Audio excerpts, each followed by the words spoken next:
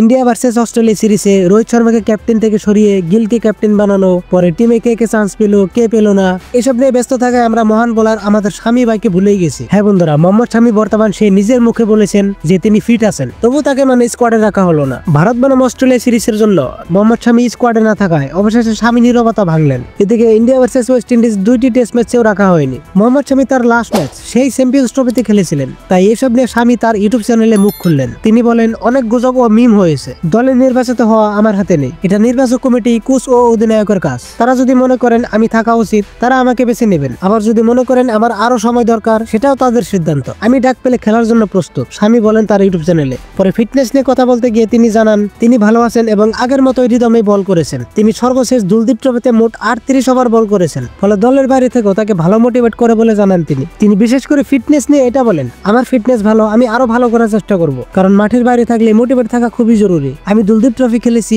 খুব আরামদায়ক লাগছিল, রিদম ভালো ছিল, প্রায় 38 ওভার বল করেছি, আমার ফিটনেস নিয়ে কোনো সমস্যা নেই। তো বন্ধুরা, আপনারা শামী ভাইয়ের ভিডিও দেখতে চাইলে তার ইউটিউব চ্যানেলে অবশ্যই দেখতে পারেন, লিংক ডেসক্রিপশনে দেওয়া আছে।